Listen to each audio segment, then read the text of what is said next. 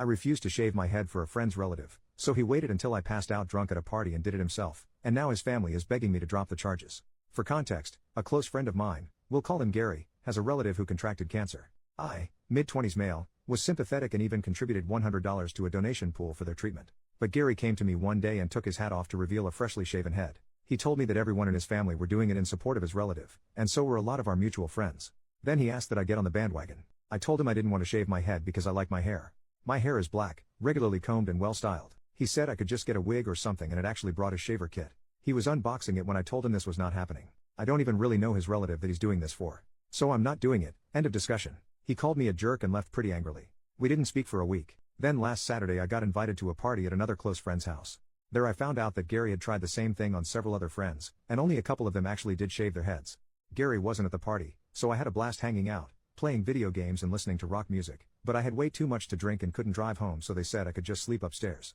I passed out on a bed and it was a blissful sleep till I was shaken awake by another friend who told me Gary had showed up late and they caught him shaving my head while I was passed out. I saw what I looked like in a mirror and wanted to scream like I was in a horror movie. Gary even shaved off one of my eyebrows. Gary was still there and acting proud of himself, saying now you're gonna have to shave off the rest, just like me. LOL. I was furious and called the cops. When they got there, Gary fully admitted to what he had done to me and even said he was justified. The police didn't seem to think so, as this is classified as a form of assault. They asked me if I wanted to press charges and the first words out of my mouth were hell yes. Gary cussed me out while they took him away in cuffs. I tried getting my hair restyled into something presentable, but there was no saving it, and now I'm bald too. Now a bunch of Gary's family are telling me to drop the charges because Gary was off his meds and didn't mean to do it. I was like, what the heck? Because I never knew he was on meds. But I still refuse to drop the charges. It'll take months to grow my hair back the way it was.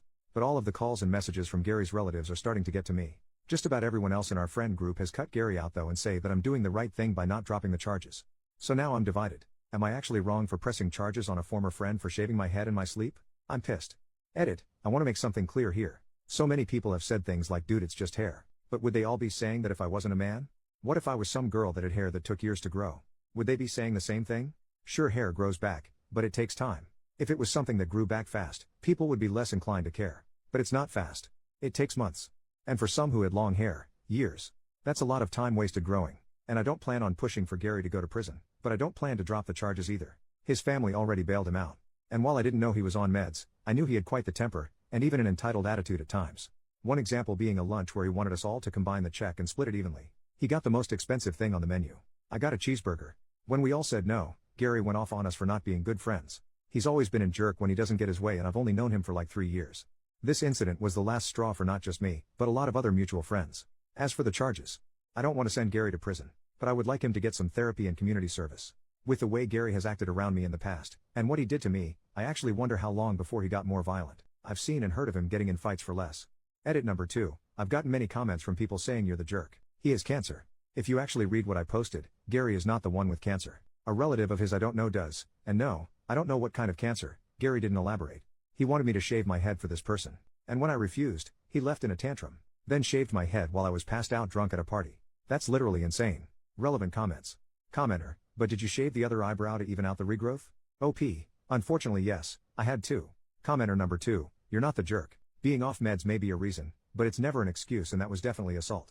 In fact, if you haven't already told the police, make sure they know that Gary previously asked you to get on the bandwagon, said he'd shave it for you while unpacking his equipment, but you refused and he verbally assaulted you. He knew you didn't and wouldn't consent, but did it anyway while you were unconscious. OP, the police know every detail about Gary that I've given here, save for his family harassing me, which I intend to tell the police about as soon as possible. OP, in regards to if his other friends knew about this, my friends all want nothing to do with Gary anymore. They didn't egg him on.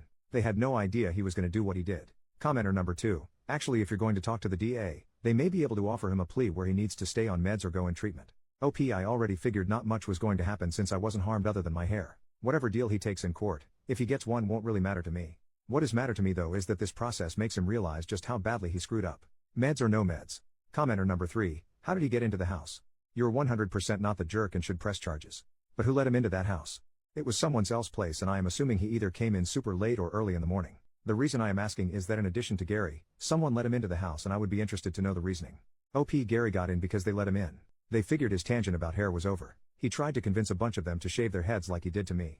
And none of the people there let him do it. My guess is he singled me out because I was passed out. If not me, it could have been anyone else there if they'd passed out drunk instead. Update, 1 year later, a friend of mine just showed me a video yesterday in which my old post had been read. Honestly, I'd nearly forgotten about it since I was only there to ask if I was the jerk or not. But I thought I'd give a little update in this subreddit since entitled spells out Gary pretty well. Other than the shaving incident, he tried to get us to partially pay for his food multiple times by combining the check and dividing it equally when he always got the most expensive thing on the menu, and once even pulled the I forgot my wallet bit. He was described as a neckbeard by multiple people, including women he flirted with. He tried to get a married neighbor woman that was older than him to have an affair with him, and then later egged her apartment door when she refused.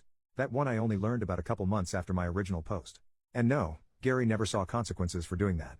I also learned he stole several video games and DVDs from friends, mooched food and drink out of their fridges, and even went through a period as a squatter for 2 months by refusing to leave a house he'd been let into by a former tenant, and the landlord actually paid him to leave. Gary's also an extreme hypocrite that contradicted himself more than a corrupt politician. For example, one minute he'd be anti-vax, the next he'd be complaining about other people who weren't getting the COVID-19 vaccine.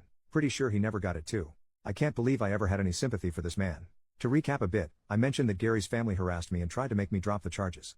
I not only didn't drop the charges, but I reported the harassment to the police. Only problem is it didn't bloody stop. In fact, it got worse. Mainly from Gary's mother, whom I can see where Gary got his charming personality from. She showed up to my apartment a couple of weeks after the shaving incident to scream at me that I knew nothing about what they were going through. And a little hair wasn't a big deal. I told her my hair was a big deal to me. And what Gary did was inexcusable.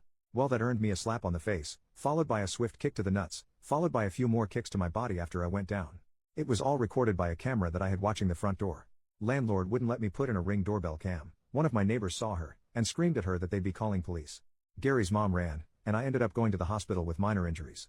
Mostly just bruises, a black eye, and a sore groin. Also, the injury report was nice to have. Gary's mother got arrested, and I filed a lawsuit against her for attacking me. I saw her in court twice for both her assault on me, and the lawsuit I filed for her assault. This woman had taken several self-defense classes over the years, so she knew how to fight.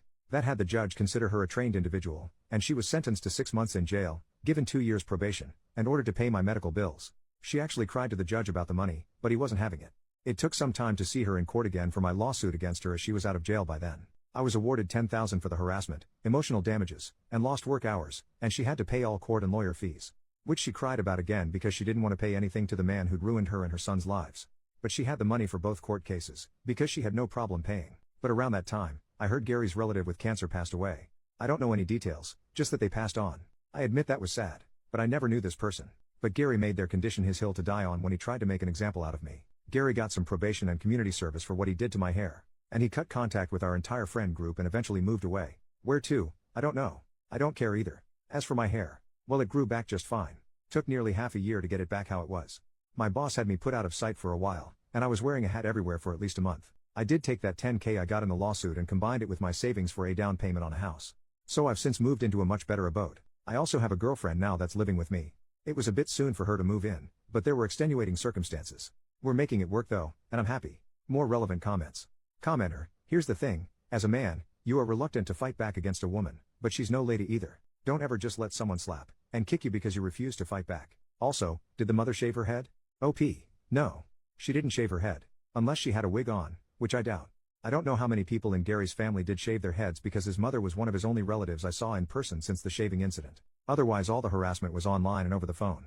And yes, I was reluctant to strike back, but that old woman was faster than she looked. And that shooting pain from being kicked in the nuts is something I never want to feel again.